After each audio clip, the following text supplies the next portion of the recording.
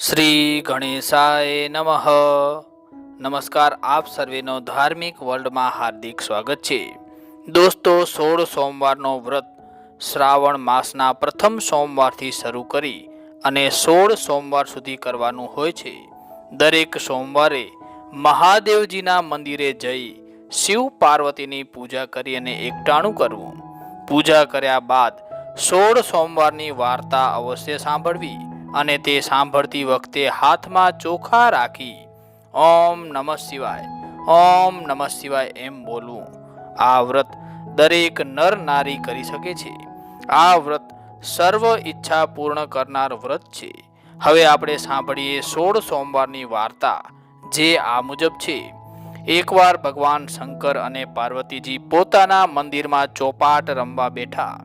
આ રમતમાં કોણ હાર્યું અને કોણ જીત્યું એનો ન્યાય કોણ કરે, એનો વિચાર શંકર પાર્વતી કરવા લાગ્યા. એટલામાં આ મંદિરનો પૂજારી તપોધન બ્રાહ્મણ ત્યાં આવી ચડતા શંકર પાર્વતીએ તેમને ન્યાય કરવાનું કામ સોંપ્યું. એક બાજી પૂરી થતાં શંકર ભગવાન જીતી ગયા. તેમણે બ્રાહ્મણને પૂછ્યું, કોણ હાર્યું અને કોણ જીત્યું? પ્રભુ, આપ જીત્યા અને માતાજી હાર્યા એમ બ્રાહ્મણે કહ્યું. બીજી બાજી પાર્વતીજી જીતી ગયા. તેમણે બ્રાહ્મણને પૂછ્યું, કોણ હાર્યું અને કોણ જીત્યું? ત્યારે બ્રાહ્મણે કહ્યું કે મારા પ્રભુ જીત્યા અને માતાજી હાર્યા. ત્રીજી બાજી પણ માતાજી જીતી ગયા અને બ્રાહ્મણને પૂછતા તે ફરીવાર જૂઠું બોલ્યો, કારણ કે એને તો મહાદેવજીને રાજી કરવાના હતા. આથી પાર્વતીજીને ક્રોધ ચડ્યો અને તેમણે બ્રાહ્મણને શાપ આપ્યો, હે બ્રાહ્મણ, 3 બાજીમાંથી 2 બાજી મેં જીતી, છતાં તું જૂઠું બોલ્યો. હું તને શાપ આપું છું, તારા આખા શરીરે કોઢ ફૂટી નીકળશે. મા પાર્વતીના શાપને લીધે બ્રાહ્મણને તરત જ આખા શરીરે કોઢ ફૂટી નીકળ્યા. બ્રાહ્મણે શાપ મુક્ત થવા માટે શંકર પાર્વતીજીને ખૂબ જ આજીજી કરી, માફી માંગી, પણ બધું વ્યર્થ. શંકર પાર્વતીજી અંતર ધ્યાન થઈ ગયા. તપોધન બ્રાહ્મણ તો રોતો કકડતો ત્યાંથી ચાલી નીકળ્યો. રસ્તામાં તેને એક મહાત્મા મળ્યા. તેમણે બ્રાહ્મણને રડવાનું કારણ પૂછતા તેણે સર્વ હકીકત જણાવી અને આમાંથી છૂટવાનો કોઈ ઉપાય બતાવવા કહ્યું. મહાત્માએ તેને શિવજીની ખરા દિલથી તપસ્યા કરવાનું કહ્યું. બ્રાહ્મણ મનોમન નિર્ણય લઈ હિમાલયમાં કૈલાસ પર શિવજીની તપસ્યા કરવા ચાલી નીકળ્યો. તે જતો હતો ત્યાં રસ્તામાં તેને એક બદામી રંગનો ઘોડો મળ્યો. ઘોડો ઘણો દુઃખી હતો. બ્રાહ્મણે તેની પાસે જઈ તેની પીઠ થાબડવા લાગ્યો. એટલે ઘોડો બોલ્યો, ભાઈ, તમે કેમ રડો છો અને રડતા રડતા ક્યાં જાઓ છો?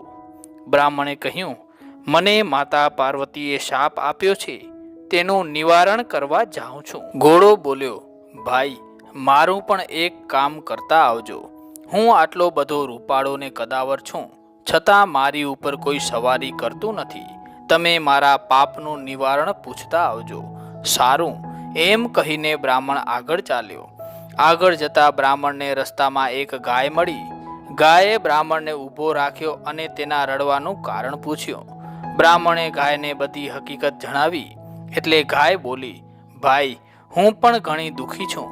મારા આંચણ દૂધથી ફાટ ફાટ થાય છે, પણ મને કોઈ દોહતું નથી કે મારા વાછરડા મને ધાવતા નથી. તમે મારા પાપનું નિવારણ પૂછતા આવજો. સારું કહી બ્રાહ્મણ આગળ ચાલ્યો. થોડેક આગળ જતા બ્રાહ્મણે રસ્તામાં એક ઘટાદાર આંબો જોયો. તે આંબા ઉપર કેરીના લૂમખા બાજેલા હતા. બ્રાહ્મણ થાક ખાવા માટે આંબાના ઝાડ નીચે બેઠો. ત્યાં આંબાને વાચા થઈ. તેણે બ્રાહ્મણને કહ્યું, ભાઈ, તારો દુઃખ હું જાણું છું, પણ મારો દુઃખ તું સાંભળતો જા. મારા ઝાડ ઉપર સરસ મજાની કેરીઓ આવે છે, પણ કોઈ મારા ફળને ચાખતું નથી, અને જો કોઈ ચાખે તો તે તરત જ મૃત્યુ પામે છે. માટે તમે મારા પાપનું નિવારણ પૂછી લાવજો. સારું, આમ કહી તે થોડીક વાર ઝાડ નીચે થાક ખાઈ અને આગળ વધ્યો. આગળ જતા રસ્તામાં એક તળાવ આવ્યું. બ્રાહ્મણ પાણી પીવા માટે તળાવમાં ઉતર્યો. ત્યાં જ એક મગર આવી ચડ્યો અને તેણે પણ બ્રાહ્મણને એ જ સવાલ પૂછ્યો. બ્રાહ્મણે પણ એને એ જ જવાબ આપ્યો. ત્યારે મગરે કહ્યું, ભાઈ, હું આ શીતળ પાણીમાં રહું છું, છતાં મારા આખા શરીરમાં બળતરા થયા કરે છે. તમે મારા પાપનું નિવારણ પૂછતા આવજો. સારું કહી બ્રાહ્મણ આગળ વધ્યો.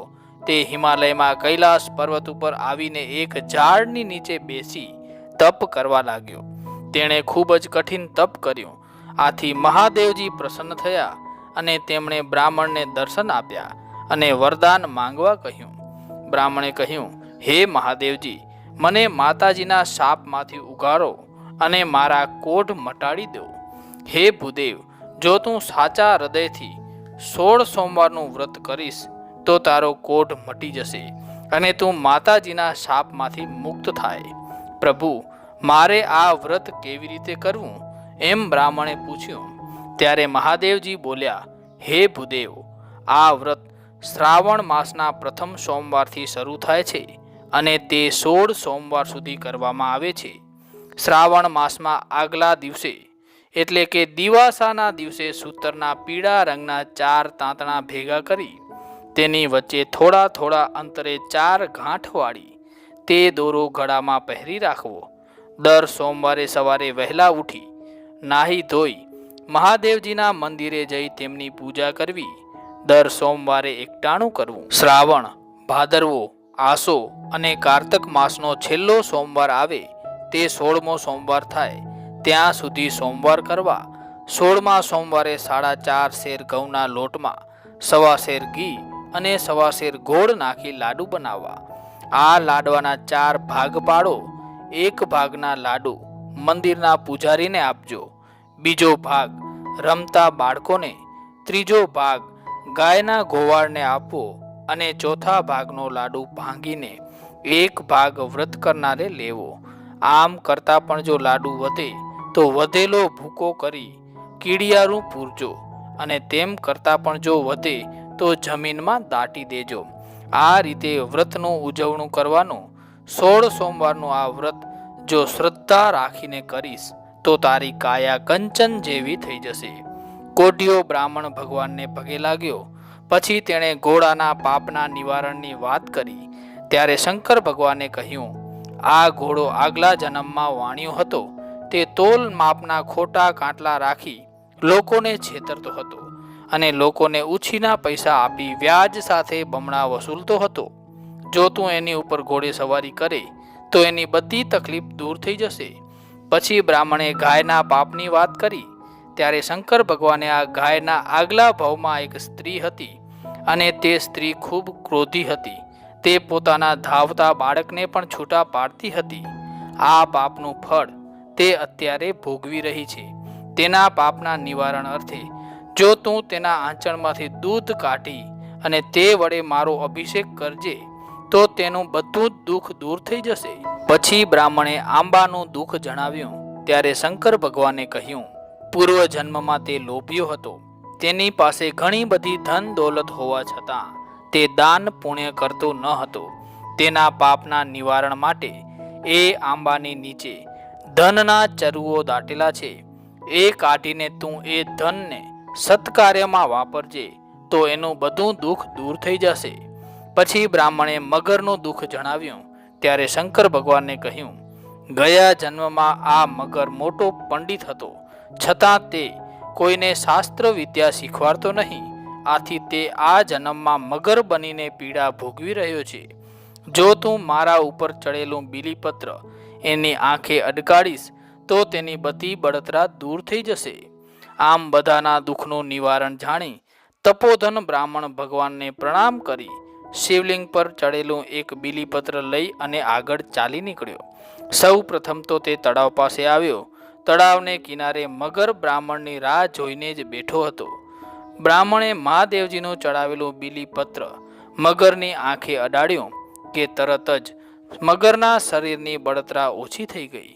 ત્યાંથી તપોધન બ્રાહ્મણ આગળ વધ્યો. રસ્તામાં આવેલ આંબાના ઝાડ પાસે આવી તેને મહાદેવજીએ કહેલ વાત સંભળાવી. પછી કોદાળી લઈ આંબાના ઝાડ નીચેથી ચરુ ખોદી કાઢ્યા અને તે ધનને સત્કાર્યના માર્ગે વાપરવાનો સંકલ્પ કરી આંબાના ઝાડ પરથી એક કેરી તોડીને ખાધી કે તેને અમૃતનો ઓડકાર આવ્યો. ત્યાંથી બ્રાહ્મણ આગળ વધ્યો. રસ્તામાં પેલી ગાય બ્રાહ્મણની રાહ જોઈને જ બેઠી હતી. બ્રાહ્મણે ગાયને મહાદેવજીએ કહેલ વાત સંભળાવી. પછી ગાયને દોહીને તેનું દૂધ એક વાસણમાં ભેગું કરી મહાદેવજીનું નામ લઈ એક શિલા ઉપર અભિષેક કર્યો કે તરત જ ગાયનું દુઃખ દૂર થઈ ગયું. ત્યાંથી બ્રાહ્મણ આગળ વધ્યો. રસ્તામાં પેલો ઘોડો તેની રાહ જોઈને જ ઊભો હતો. બ્રાહ્મણે તેને મહાદેવજીએ કહેલ વાત કહી સંભળાવી. ઘોડા ઉપર સવારી કરીને કહ્યું, હવે તારા પાપનું નિવારણ થઈ ગયું છે. સમય જતાં શ્રાવણ માસ આવ્યો એટલે બ્રાહ્મણે 16 સોમવારનું વ્રત શરૂ કર્યું. જોત જોતામાં 4 મહિના પૂરા થઈ ગયા. 16મા સોમવારે બ્રાહ્મણે વ્રતનું ઉજવણું કર્યું. બ્રાહ્મણની અડગ શ્રદ્ધા અને ભક્તિથી તેની કાયા પહેલાની જેમ જ કંચન જેવી થઈ ગઈ. તેના કોઢ સંપૂર્ણપણે મટી ગયા. પાર્વતીજીના શાપમાંથી મુક્ત થઈ બ્રાહ્મણ પોતાના ગામને પાદરે આવ્યો. ત્યાં વિશાળ મંડપ બાંધેલો જોયો. તેમાં દેશ દેશાવરના રાજકુંવરો અલંકાર વસ્ત્રો સજીને બેઠા હતા. તપોધન બ્રાહ્મણે કોઈને પૂછતા જાણવા મળ્યું કે આ તો આપણા રાજાની કુંવરીનો સ્વયંવર છે, એટલે બધા રાજાઓ અને રાજકુમારો આવ્યા છે. તપોધન બ્રાહ્મણ તે મંડપના એક ખૂણે જઈને ઊભો રહ્યો. શણગારેલી હાથણી વરમાળા લઈને ફરતી ફરતી એ બ્રાહ્મણ પાસે આવી અને તે વરમાળા તપોધન બ્રાહ્મણના ગળામાં પહેરાવી. આ જોઈ રાજા બોલી ઉઠ્યા, હાથણી ભૂલે છે, ચૂકે છે. રાજાએ તો તે બ્રાહ્મણને મંડપની બહાર કાઢી મુકાવ્યો. હાથણીને ફરી વાર માળા પકડાવી સ્વયંવરમાં ફેરવી. હાથણી વરમાળા લઈ અને ફરતી ફરતી પછી મંડપની પાછી બહાર આવી અને તે બ્રાહ્મણ પાસે ગઈ અને તે વરમાળા તે બ્રાહ્મણના ગળામાં આરોપી. આખી રાજસભા બોલી ઉઠી, ભગવાને ધાર્યું હોય તે થાય. રાજાએ પોતાની કુંવરીના લગ્ન તે બ્રાહ્મણ સાથે કરાવી આપ્યા. રાજાએ પહેરામણીમાં સોનું, રૂપું, હીરા, માણેક, મોતીના દાગીના, રેશમી જરીના પોશાકો, હાથી અને ઘોડા આપ્યા. બ્રાહ્મણ રાજકુંવરીને લઈને પોતાની પત્ની બનાવીને પોતાના ઘેર લઈ આવ્યો. બ્રાહ્મણની મા પોતાના દીકરા અને વહુને જોઈ રાજી રાજી થઈ ગઈ. તે બંનેને ઝારના દાણા લઈ અને વધાવા ગયા, પણ ત્યાં તો દાણા મોતી થઈ ગયા. આ બધું મહાદેવજીની કૃપાનું ફળ હતું.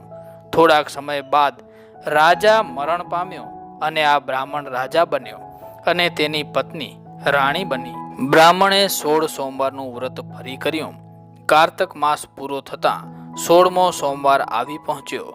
બ્રાહ્મણ રાજાએ તેની પત્નીને 16 સોમવારના વ્રતની ઉજવણી કેવી રીતે કરવી તે સઘળી હકીકત જણાવી. રાણીએ વિચાર્યું કે મારા સ્વામી તો આવા સુક્કા ભઠ્ઠ કોઠા જેવા લાડુ તો કંઈ ખાતા હશે. એને તો 32 જાતના પકવાન અને બીજી ઘણી બધી વાનગીઓ બનાવી. રાજા જમવા બેઠા. રસોઈ જોઈ રાણી ઉપર ગુસ્સે થયા. તેમણે શંકર ભગવાનની સ્તુતિ કરી વ્રત પૂરું કર્યું. અનાજના 4 દાણા લઈ 4 દિશામાં નાખ્યા અને ભૂખ્યા પેટે સૂઈ ગયા. એ જ રાતે મહાદેવજી રાજાના સ્વપ્નમાં આવ્યા અને કહેવા લાગ્યા, હે રાજા, તારી રાણીએ તારા વ્રતમાં ભંગ પાડ્યો છે, માટે તું એને દેશવટો આપી દે. સવાર થતાં જ રાજાએ રાણીને દેશવટો આપી દીધો અને પોતાના રાજ્યની બહાર તઘેડી મૂકી. રાણી તો ચોધાર આંસુએ રડતી રડતી ગામને પાદરે જઈ પહોંચી. ત્યાં આગળ એક ઝૂંપડીમાં ઘાંચણ રહેતી હતી. તેણે ઘાંચણ પાસેથી પાણીની માંગણી કરી. ઘાંચણે તેને પાણી પાયું એટલે રાણીએ તેને પોતાનું દુઃખ કહી સંભળાવ્યું. ઘાંચણને રાણી ઉપર દયા આવી અને તેને પોતાની સાથે રાખી. ત્યાં તો ઘાંચણના તેલના કુલ્લા ઢળી ગયા અને ઘાંચી માંદો પડ્યો. આ જોઈને ઘાંચણે કહ્યું, બહેન, તારા આવવાથી મારે નુકસાન થયું છે, માટે તું અહીંથી ચાલી જા. રાણી ત્યાંથી ચાલી નીકળી. તે એક ડોશીના ઘેર આવી. પોતાના દુઃખની વાત કરી. ડોશીને તેના ઉપર દયા આવી અને પોતાના ઘેર રાખી. ડોશી રેંટીઓ કાંતતી હતી. રાણીના આવવાથી ડોશીના તાર વારંવાર તૂટી જવા લાગ્યા અને સૂતર પણ ઓછું કંતાવા લાગ્યું. ડોશીએ તેને અપશુકન્યા ગણી અને કાઢી મૂકી. રાણી ચાલતી ચાલતી એક કૂવા કાંઠે આવી. ત્યાં એક પનીહારી પાણી ભરતી હતી. રાણીએ તેની પાસે પીવાનું પાણી માંગ્યું. પનીહારે માટલું કૂવામાં ઉતાર્યું, પણ ત્યાં તો કૂવાનું બધું જ પાણી સુકાઈ ગયું. પનીહારીએ તેને અપશુકનિયાળ ગણી અને પાણી પાયા વગર કાઢી મૂકી. ત્યાંથી રાણી ચાલતા ચાલતા એક સાધુ મહારાજની ઝૂંપડીએ આવી પહોંચી. આ સાધુ મહારાજે રાણીને આશરો આપ્યો. તેમણે રાણીને જમવા બેસાડી અને થાળીમાં ભોજન પીરસ્યું. જેવી થાળી રાણીને આપી કે થાળીમાંનું ભોજન જીવડા બની ગયા. સાધુ મહારાજ આનું કારણ સમજી ગયા. તેમને રાણીને કહ્યું, બેટા, તું મહાદેવજીની દોષિત છે, માટે તું શંકર ભગવાનનું 16 સોમવારનું વ્રત કર. પછી સાધુ મહારાજે તે વ્રત કેવી રીતે કરાય તે પણ સમજાવ્યું. રાણીએ શ્રાવણ માસ આવતા વ્રતની શરૂઆત કરી. તે પૂરી શ્રદ્ધાથી વ્રત કરવા લાગી. જોત જોતામાં 16મો સોમવાર આવી ગયો અને રાણીએ વ્રતનું ઉજવણું કર્યું. રાણીના વ્રતના પ્રભાવથી પ્રસન્ન થઈ અને શંકર ભગવાન બ્રાહ્મણ રાજાના એટલે કે તેના પતિના સ્વપ્નમાં આવ્યા અને કહ્યું, તારી રાણીએ 16 સોમવારનું વ્રત પૂરું કર્યું છે, માટે હું તેના પર ખૂબ જ પ્રસન્ન થયો છું. હવે તેને તું તારા મહેલમાં લઈ આવ. બીજા દિવસે રાજા રાણીની શોધમાં ફરતો ફરતો સાધુ મહારાજની ઝૂંપડીએ આવી પહોંચ્યો. રાજાને આવેલા જોઈ અને રાણી ખૂબ જ રાજી થઈ ગયા. તેમણે સાધુ મહારાજને ઓળખાણ આપતા કહ્યું, આ મારા પતિદેવ છે, તેઓ મને તેડવા આવ્યા છે, મને જવાની રજા આપો. સાધુ મહારાજે તેને રજા આપતા કહ્યું, બેટી, હું તને આ મંત્રેલા પાણીનો ઘડો આપું છું. આ પાણી વડે તું ગમે તેનું દુઃખ દૂર કરી શકીશ. રાજા રાણી સાધુ મહારાજને પ્રણામ કરી ત્યાંથી ચાલી નીકળ્યા. રસ્તામાં પનીહારી પાણી વગર કૂવા પાસે બેઠી હતી. રાણીએ મંત્રેલું થોડું પાણી કૂવામાં નાખતા ફરી કૂવો પાણીથી ભરાઈ ગયો. ત્યાંથી આગળ જતા રાજા રાણી પેલી ડોશીના ઘેર આવ્યા. પછી મંત્રેલા જળના છાંટણા કર્યા અને રેંટિયા ઉપર નાખતા તે લાંબા લાંબા તાર નીકળવા લાગ્યા. આથી ડોશી રાજી થઈ ગયા. ત્યાંથી રાજા રાણી ઘાંચણના ઘેર આવ્યા. રાણીના આવવાથી ઘાંચણને ઘાણીમાંથી બમણું તેલ નીકળવા લાગ્યું અને તેનો બીમાર ઘાંચી પણ સાજો થઈ ગયો. ત્યાંથી રાજા રાણી પોતાના મહેલમાં પાછા ફર્યા. રાજાએ આખા નગરને રાજમહેલના મેદાનમાં જમવા માટે તેડાવ્યું. પછી રાણીને એકટાણું કરવા બોલાવ્યા અને રાણીએ કહ્યું, મારે હજી મહાદેવજીની વાત કહેવાની છે. બધા જમીને ઉઠ્યા. વાત કોને કહેવી? વાત ભૂખ્યા માણસને જ કહેવાય. રાજાએ ગામમાં ઢંઢેરો પીટાવ્યો. એક ઘરમાં સાસુ વહુને ઝઘડો થતા સાસુ ભૂખી હતી. રાજાએ તેમને તેડાવ્યા તો ડોશીમાં કહે, હું કાને બહેરી છું, આંખે આંધળી છું અને પગે લૂલી છું, કેળે અપંગ છું, સી રીતે આવું? રાજાએ તેને માટે વેલ મોકલાવી મહેલે તેડાવ્યા. પછી રાજાએ કહ્યું, ડોશીમાં, તમે સાંભળો તોય મહાદેવજી કહેજો, ના સાંભળો તોય મહાદેવજી કહેજો. રાણીએ વાત કહેવા માંડી. મહાદેવજીની વાર્તા પૂરી થઈ કે તરત જ ડોશીના બધા અંગો સરખા થઈ ગયા. તે કાને સાંભળતી, આંખે દેખતી, પગે ચાલતી અને કેળે સીધી થઈ ગઈ. રાણીએ કહ્યું, માજી, આ બધોય પ્રતાપ તો મહાદેવજીનો છે. ડોશી ચાલતા ચાલતા ઘેર પહોંચ્યા. ડોશીના દીકરાએ કહ્યું, માળી, તમને આવું રૂડું કોણે કર્યું? માએ કહ્યું, મને મહાદેવજીની વાત સાંભળે આવા ફળ મળ્યા, તો આ વ્રત કરે તો તેના કેવા ફળ મળતા હશે. પછી ડોશીએ તેના દીકરા વહુને આ વ્રત કરવાનું જણાવ્યું. સમય જતાં રાણીએ એક સુંદર રાજકુમારને જન્મ આપ્યો. આ રાજકુંવર યુવાન થતાં રાજા રાણીએ તેને ગાદી પર બેસાડ્યો અને તેણે પણ માતા પિતાની માફક 16 સોમવારનું વ્રત કરવા લાગ્યો. હે મહાદેવજી, તમે જેવા રાજા રાણીને ફળ્યા તેવા તમારા આ વ્રત કરનાર સૌને ફળજો. હર હર મહાદેવ. ઓમ નમઃ શિવાય.